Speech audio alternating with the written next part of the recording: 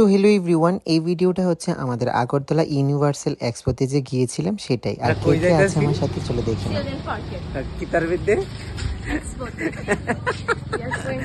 তো সব সময়ের মতন আবারও গাড়ি ধরলাম আর আমাদের লোকেশনের কাছাকাছি পৌঁছেও গেলাম। কিছুটা পথ পায়ে হেঁটে গেলাম আর আমাদের পছন্দের রাস্তা দিয়ে আমরা তখন যাচ্ছিলাম। পছন্দের রাস্তা আমি আগেও বলেছি, শকুন্তলা রোড। হ্যাঁ, শুধু আমার না, আমার ফ্রেন্ডের না, আমার আশেপাশে যারা আছে সবারই এই রাস্তাটাই পছন্দ, শুধু এই ফুলের দোকানগুলোর জন্য। তো যাই হোক, আমরা পায়ে হেঁটে তখন আমরা এক্সপোর কাছাকাছিও পৌঁছে গেলাম। এই সেই ভাইরাল গেট, এই বছরের এক্সপোতে যেটা হয়েছিল, উপর থেকে স্নোফল পড়ছিল। এখানে হ্যাঁ, তুই না বলে কোন সময় পড়ছস? বাটফার দেখছিস না কি বাটফার এটা করে।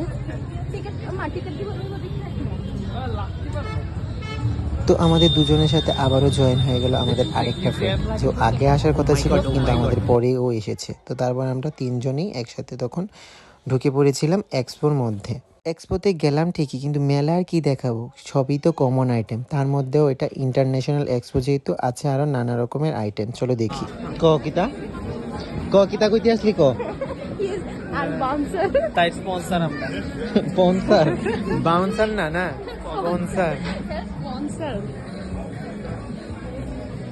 যাই হোক, তখন আমরা হাসাহাসি করছিলাম তখন এই কথাটা নিয়ে। ও বলছিল যে আমরা দুজন হলাম ওর বাউন্সার, না বলে বলেছিল পনসার। তো যাই হোক, এই নিয়ে হাসি ঠাট্টামি করতে করতে তখন আমরা একটা ড্রাই ফ্রুটের দোকানে গিয়েছিলাম। আর ওই দোকানের দাদাটা আমাদেরকে অনেক কটাই বাদাম দিয়েছিল খাওয়ার জন্য। তারপর মেলা ঘুরতে ঘুরতে চোখে পড়লো এই ছোট্ট বাইকটা দেখে আমার অনেকটাই পছন্দ হয়েছিল, কিন্তু দাম ছিল হিউজ। আর যদিও আমি ছোটবেলা থেকে খেলাধুলো খুবই কম করতাম খেলনা দিয়ে, কিন্তু এনে ঘরে রাখতাম সাজিয়ে। তারপর চোখে পড়লো এই দোকানটা, সব থেকে সুন্দর যে দোকানটা লাগলো আমার কাছে, এই দোকানটাই আমার চোখে পড়লো। এটার মধ্যে সব পিতলের, কপারের অনেক কিছু আইটেম ছিল। আর চোখে পড়লো সব থেকে ভালো এই রাধাকৃষ্ণের মূর্তিটা, এতটা সুন্দর লাগছিল তখন এই রাধাকৃষ্ণের মূর্তি। তো আচারের দোকানও ছিল, পাপড়ের দোকানও ছিল নানা রকমের শোপিসের দোকান। আবার তার মধ্যে চোখে পড়লো এই ডোরেমন। হ্যাঁ, বর্তমানে তো এখন ডোরেমন অফ হয়ে গেল, আর ডোরেমন কার্টুনটা আর টিভিতে আর দেখা যাচ্ছে না। आपको खरीदना है? हाँ, Are you sure? खरीदना है। কিনে লো, সুন্দর আছে। আসবি না একদম। তারপর সোফা কাম বেডের দোকানে গিয়ে কিছুক্ষণ সোফা কাম বেড দেখে আমরা হাসি ঠাট্টামি করে তারপর চলে গেলাম অন্য দোকানপাটগুলো দেখতে।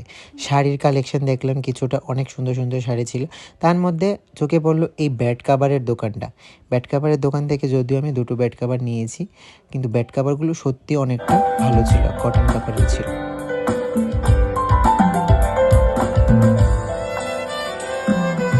তো কিছুক্ষণ সময় এখানে দাঁড়িয়ে মিউজিক শুনে তারপর চলে গেলাম অন্য দোকানগুলো দেখতে। আর এখানে ছিল হাওয়াই মিঠাই।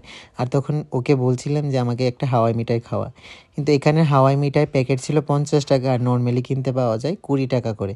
তো এই নিয়ে আমরা বলছিলাম যে তুই কাঙাল হয়ে যাবি। তো তারপর আস্তে আস্তে তখন আমরা বেরিয়ে পড়লাম সেই রোডে, যে রোডটা থাকে সবসময় ব্যস্ত রোড, কারণ এখানে এই লাইটগুলোর জন্য সবাই ফটো তুলতে আসে।